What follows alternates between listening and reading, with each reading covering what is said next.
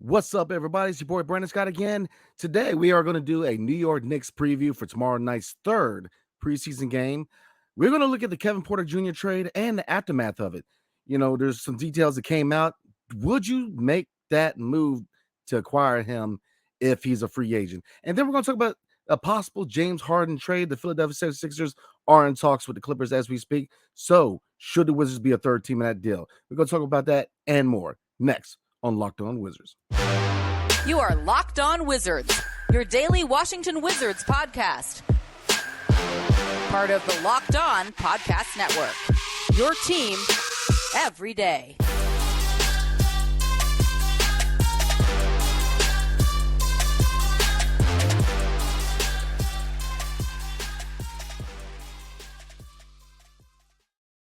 What's up, everybody? It's your boy Brandon Scott again. The real Ed Oliver has the night off. He is a little under the weather, so definitely keep Brother Man in your prayers.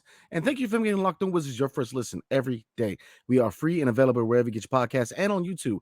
Part of the Locked On Podcast Network, your team every single day. And today we are going to do a preview of the third preseason game against the New York Knicks in Madison Square Garden.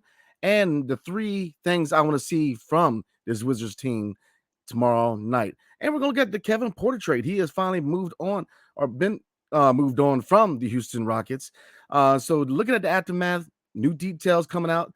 If he was, him being a potential free agent, would you reconsider acquiring him? And finally, James Harden. Probably the final piece of the all-season puzzle is a possible James Harden trade. If he makes that move to the LA Clippers, should the Wizards be a third team in the mix? I believe so. We're going to talk about it next. So we're going to get right into it. The Washington Wizards' third preseason game is going to be tomorrow night at 7:30 versus the New York Knicks in Madison Square Garden, aka the Mecca. Looking at an injury report real quick, the only person out for the Washington Wizards right now is Anthony Gill with a hamstring injury. So Deni Avdija looks like he's going to play. Now, does he start? Does Bilal start? We shall see. Obviously, we are dealing with other injuries. I was looking at the official report, but obviously, Johnny Davis is out 1 to 2 weeks.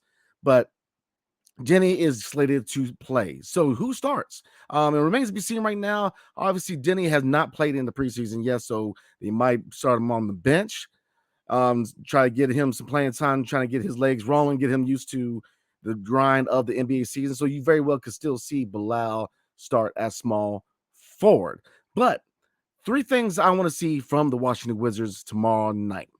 Number one, I want to see Tyus Jones distribute the ball. Now, offensively, as far as scoring, looking for your go-to scorers is obviously Jordan Poole and Kyle Kuzma.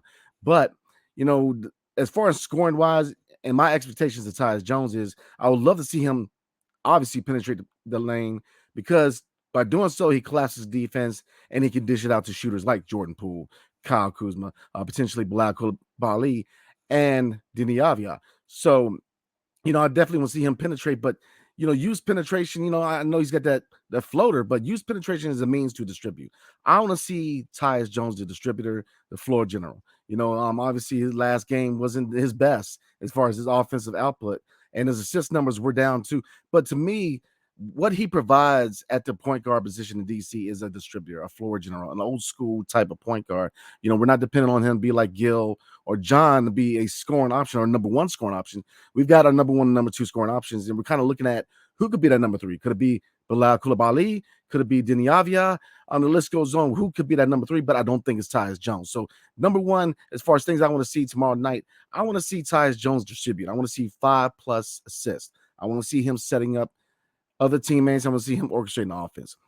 Number two, and I'm looking at Jordan Poole and Kyle Kuzma real quick. We know what they can do. They both are scorers. Kyle Kuzma, with his size, his ability to penetrate the lane, shoot a lot of shots. Call him Clutch Kuz. Jordan Poole, same. To shoot a lot of highlight reel shots. But my thing is this. My belief is for them to take the next step going forward in their careers, I want to see more efficiency. So number two of things I expect from the Washington Wizards tomorrow night is high percentage shots by Jordan Poole and Kyle Kuzma. All right. Because by doing so, by getting them points up, especially shooting high percentage shots, you're going to be able to set up a third and fourth option, whether it's going to be Denny, whether it's going to be Bilal, whether it's going to be Corey Kispert. The list goes on. I don't think it'll be DeLon, but definitely we want to see who that third and fourth scorer can be, because I think that is going to be the key to this offense. We know what Jordan Poole and Kyle Kuzma can do, but who's going to emerge as that third and fourth option? All right, number 3, and I'm looking at Denny and Bilal Coulibaly. And what I want to see from them tomorrow night is aggression on the offensive end. Both of them are high-level defenders. Denny has already proven what he can do at the NBA level, and Bilal is starting to wow a lot of people, both within the organization, within the fan base, and outside of the organization and outside of the fan base, as far as the general NBA community. Bilal Coulibaly is starting to look solid on the defensive end with his prowess as far as stealing the ball, blocks, his rebounding. But offensively, I think that his offensive game is coming along. Now, obviously, he's going to have to be developed, but you see glimpses of his offensive game. He can drive the lane. He can drive the lane with power. Just be able to get a consistent shot. In last game, he shot 2 for 3 from 3. So, getting his release a little faster. If the 3-point shot comes along like I think it will, he's going to be a force in the NBA. Now, looking at Denny Avdia, obviously he's a little different because it's the same, but it's different. We're looking for him to take that step offensively. We know what he can do defensively, but taking that step offensively, right? Contract year, is he a part of the Wizards' future? I think at his age, me personally, I do think he is. Looking at his age, man, you're in a rebuild. I definitely think he could be developed into that 3-and-D wing. And it'd be interesting going forward, when or if the Wizards do decide to move on from Kyle Kuzma, sliding Denny into the 4, allow the 3, and see what you got 2, depending on, if it's Kispert or if it's a future acquisition, whether through the draft or via trade. But I think that those 2 in the lineup, that is a high defensive lineup. And then when they can both of them finally find their awesome game, I mean, you're looking at a couple of diamonds in the rough, in my opinion. So I know a lot of people think I'm hard on Denny, and I think I'm not. I'm a big fan. I'm a really big fan of Denny Avdia, man. I want to see him succeed. Obviously, right now he's going through a tough time. If you know anything about current events, you know what's going on in the Middle East. It's not political. so we're just going to stop it there. But there's a lot going on. Definitely prayers go out. Hopefully his family is safe, and hopefully everybody's safe on both sides, man. Like I said, it ain't political, but obviously his mind's one of the things, right? So, but right now, contract year, you can say really bad timing. But, him playing, I want him to kind of show what he can do this next game versus the New York Knicks. So those are the 3 things that I want to see from the Washington Wizards tomorrow night. I think that, if these 3 things happen, you can definitely see some progress in DC, man. This is the 3rd game of the preseason. I'm not a big preseason guy, but we got to get to the grind of it because I'm ready for that opening night. I'm ready, y'all. I'm definitely ready. So we're going to talk about the Kevin Porter trade. Kevin Porter was moved today. We're going to look at the trade, and we're going to look at some new details that came out. And then we're going to ask the question, if he is available, do you change your mind or do you stand pat with acquiring him and adding him to the Washington Wizards? But before we do, tonight's episode is brought to you by Birddogs. And I'm trying to tell you, Birddogs make you look good, man. I got shorts, pair of pants, got my hat, got my mug. Man, I mean, they make you look good, man. They're very comfortable. I wear them working out. I wear them going out. They're comfortable. I wear them all the daggone time, man. They're designed to fit slimmer through the thigh and leg, giving you a truly sculpted look.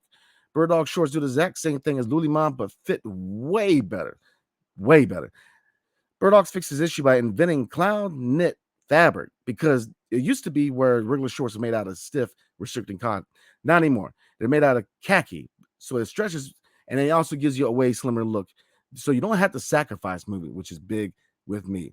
Birddogs will function for any occasion. Like I said, you can go on a date, take your wife, girlfriend, side chick. I don't know what you got, what you into, but definitely take your loved one out. You can go out and play golf. You go out and play some hoops. You can do whatever you want, man. I mean, they're very versatile.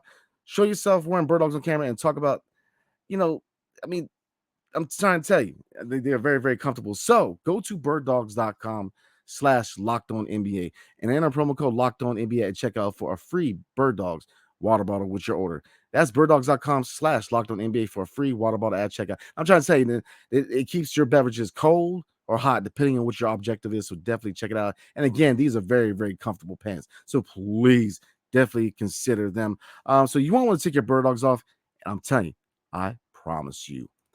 Thank you for making Locked On Wizards your first listen every day. Tomorrow on the show, we are going to do a live recap of the Wizards preseason game versus the New York Knicks in the Mecca. So definitely check that out. Tune in and come chop it up with your boys, man. So getting back into it, Kevin Porter was finally moved. And looking at the trade, Kevin Porter was traded to the Oklahoma City Thunder in exchange for Victor Oladipo and Jeremiah Robinson Earl. Now, accompanying Kevin Porter Jr. to Oklahoma City is obviously 2 second-round picks. Now, Kevin Porter Jr. is expected to be waived by the Oklahoma City Thunder. But, and there is a but, new things have come out. This is via NBA Central. I don't want to mess the young lady's name up. Is Kazare Kondrozik. I'm sorry. I apologize for butchering the name. She claimed that Kevin Porter Jr. never hit her. And quote unquote, he didn't hit me. He never balled his fist up and hit me. And he definitely didn't punch me in the face numerous times. That is a lie. I don't have any injuries to support that. Now, I know you guys are wondering, man, with the reports initially coming out, with his subsequent arrest, and now these details coming out. I don't know if it has to do with, I don't know what the details are behind the scenes, whether he did or didn't, but at this point, I'm going to let things play out. I'm going to let the judicial system play everything out, and if he's found to be not guilty, then I'm somebody who is a believer in second chances. Now, let me tell you something, man. Domestic dispute, whether it's man on woman or woman on man, I do not condone, but I definitely do not condone violence, especially when there's children involved. I mean, just you don't need it. It's not called for. Definitely in a man's perspective, man, we got to show some strength. But I'll say this. I'm also a believer in number one, second chances, and I'm also a believer in letting the judicial system play its course. Now, I know not everybody listening is not the biggest believer in the judicial system, and I get that. But I'll say this, let the process play out. If it's found that he's not guilty, then I believe he needs a second chance. And at his age and his skill set, with the fact that you have coaches in this coaching staff who know how to deal with young guys who, I guess, you say locker room issues, attitude issues. I think we have the culture in place. You have players like Kyle Kuzma, who can rein him in. I think that we have a culture that you can try to help this guy. Now, I get it. Taylor Johnson is not known to acquire players or to hold on to players who have, whether it's legal issues, locker room issues, attitude issues. Obviously Gilbert Arenas, his way out outside his injury was the whole bringing guns to the locker room and that whole saga. John Wall and the gang signs, and even towards the end of the Bradley Beal era with him smacking the hat off the fan, it was rumored that Ted Leon says the owner was not very happy, so he tries to shy away from controversial characters, but I think if you really want to make an example of a culture change, give this guy a second chance if it's found that he's not in fault. Now, if he is in fault, then he has no business being in his organization, because we don't want somebody who's going to be beating on their old lady in the organization. This is a young team who needs leaders who are going to lead by example, which is, in any industry you're in, not just the NBA or sports, whether you're military, government, whatever you do for a living, you represent your company on and off the court. So this culture that they're trying to develop in DC, is something that obviously you want to develop on the court, but off the court, the culture, what your franchise represents, is very, very important. So if it deems that what he did was true, he's guilty, then I don't want him anywhere near this organization. But if he is found guiltless, I believe we should give him a second chance, because he's a very high upside player. If you can rein him in mentally, put some people in the organization who want to be there to kind of help the guy along, but also hold him accountable. Definitely if there's any contract in play, have contingencies in there where, his performance and how he carries himself goes a long way of how his contract plays out. Definitely put stuff in his contract. But, I want you guys to definitely comment below. Let me know what you guys think, because I get it. It's one of the subjects where, anything to do with, violence, domestic abuse and violence, you really want to be careful, because it's very sensitive, because obviously it's not a joke, man. It's something that I don't condone, but I also believe in second chances and letting the process play out. So you guys let me know how you guys feel. And we're gonna chop about it in future episodes. So definitely let me know what you guys think, because we're gonna do a couple more mailbags leading up to the regular season. But obviously this week, last 2 preseason games, but we are definitely going to talk about it some more. But we're gonna get into James Harden. And there are rumors that the Philadelphia 76ers and the LA Clippers are in talks right now for a potential trade, sending James Harden back home to LA. But before we do, tonight's episode is brought to you by FanDuel. Snap into action this NFL season with FanDuel, America's #1 sportsbook. Right now, new customers get $200 in bonus bets. Good God. Guaranteed when you place a $5 bet. That's $200 in bonus bets. Win or lose. Win or lose, I'm trying to tell you. If you've been thinking about joining FanDuel, there's no better time than right now. Not 5 minutes, not 15 minutes, not tomorrow, right now. The app is so easy to use. There's a wide range of betting options, include parlays, which are my favorite. I lose more than I win, but it's definitely my favorite. Spreads, player props, over and unders, and more. So visit FanDuel.com/lockedon and kick off the NFL season. FanDuel, the official partner of the National Football League. And thank you for making Locked On Wizards your first listen every single day. Every day, or tomorrow on the show, we're going to do a live reaction and recap of the Wizards preseason victory over the New York Knicks at Madison Square Garden, aka the Mecca. So tune in, chop it up with your boys, some laughs. We're going to celebrate it or cry together, depending on the outcome, but definitely show up and show some love. So James Harden and the Philadelphia 76ers are in talks with the LA Clippers. And obviously, we know that this saga has been unplanned the whole offseason. Him going to China and saying, he does practically what he says. And I'm not going to go quote unquote, but he doesn't want to play with under any organization that is employed or has employed Daryl Morey. Now, we know the history with Daryl Morey and James Harden dating back to Houston, him acquiring him from OKC, practically taking him from a 6-man into pretty much a superstar. Probably one of the best scorers till they changed some rules, but he was probably one of the best scorers in this era of NBA basketball. So a potential move to the LA Clippers, would I entertain it if I'm the Washington Wizards as a third team? Absolutely. Obviously, this being year one of a rebuild, we want to get more minutes to the guys that we're trying to develop, right? Denny Avdia contract year, he, all signals are pointing him starting at small forward or backing him up at the 4. But again, you got Gallinari at the 4. So I see Denny starting at the 3. Now, obviously, it depends on how this preseason unfolds. Does he get his legs running underneath him, getting that crucial playing time, getting his body and mind ready for the season ahead? Yeah, but I expect him game one to be at small forward. But obviously, it's more than that, right? Bilal Coulibaly, wow. Could he start the 3? Absolutely. Depending on Tyus, because to me, I still believe that everybody needs to fight for their position. Tyus, I want to see him, before the deadline, be that point guard. But I know that long term, Poole could be the option. So right now, obviously, it's going to be Tyus at point, Jordan Poole at the 2 guard, but the 3. Bilal's proven. I mean, obviously, it's preseason, but that's the thing. I'm not going to keep making excuses anymore. Because before it was like, it's just summer league. Now it's just preseason. Look, he's playing good basketball. His offensive repertoire needs to come along, but it's not broken by any means. His shot, he's 2 for 3 from 3.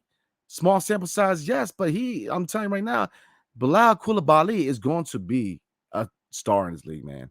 And definitely a diamond in the rough that, if properly developed, is going to do well in DC.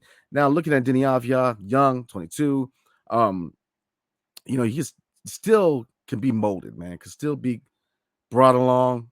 Definitely work on his offensive game. He's only 22, man. I definitely think that they need to entertain, maybe keeping him along. But if not, if he's not part of the future, definitely see what kind of value you can get for him. Corey Kispert, I think at this stage, he is what he is, a shooter who can cut, a high IQ basketball player, and then of course Johnny Davis, right? Johnny Davis.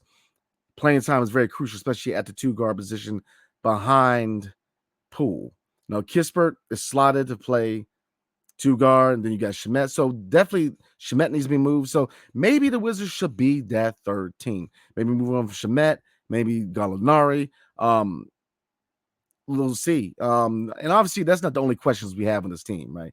Center position, the lack of depth, and the fact that a lot of people don't believe that Daniel Gafford is that guy to start, especially long term. So there's definitely questions that I think can be answered by being a third team in a potential James Harden trade. Maybe you pick up another center. You get some playing time by freeing up, moving Shamet, getting Johnny Davis some minutes, see where you plug in Kispert. You got to get minutes to Black Coulibaly, Denny, because, obviously developing these guys and seeing what they can do, especially these guys, Denny, Johnny Davis, and Corey Kispert, more than Bilal, because Bilal was drafted by this current front office. These previous three were not. So they are playing to kind of showcase what their long-term fit is in the District of Columbia. So definitely it's crucial that all four of them get playing time. Shamet, I don't think is a long-term piece. Definitely needs to be moved. Gallinari, you see the scoring prowess. Now, obviously he's still picking up speed following the ACL injury. Muscala, what can you get from him? And Tyus, that's the big question outside of the young guys and getting them minutes. Outside of Daniel Gafford in the center position is looking at Tyus Jones. Is he the future at point guard, or is he moved? And who is going to be the next guy up? Who's going to be that next great Wizards point guard?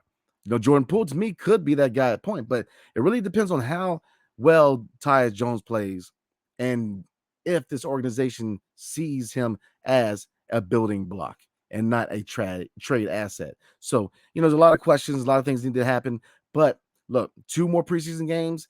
And look, I'm trying to tell you, the home opener is coming on up, guys. So I'm definitely looking forward to it. I know a lot of you are.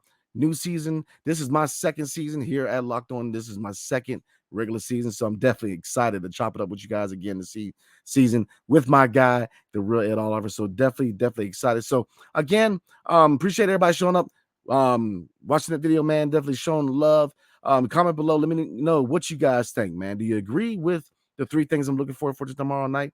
Do you think that if Kevin Porter, if he's available, if he is innocent of these charges, should he be an option still? And James Harden, in any potential trade sending him to LA or elsewhere, should the Washington Wizards be that third team to offload some of these veteran expiring deals? Comment below. Let me know what you guys think. Anywhere you get podcasts, a 5-star review would be much appreciated. And on the YouTube side, like, subscribe, hit that notification button. We are close to 4,000 subscribers, man. When I first joined forces with my guy, the real Ed Oliver, man, we were approaching 3. We are almost to 4. Love you guys. Appreciate you guys, man. We're looking forward to a whole new year of Wizards basketball, man. So definitely appreciate y'all, man, because you guys are the biggest reason why this channel is growing, man. So I appreciate you guys. So again, definitely let me know what you guys think. Tomorrow night, 7:30 at the Mecca, the birthplace of basketball. I guess that's what they say. Definitely tune in, man. Measuring stick, Jenny's playing. So again, appreciate you guys. Hail to the Wizards and peace. See you guys next time.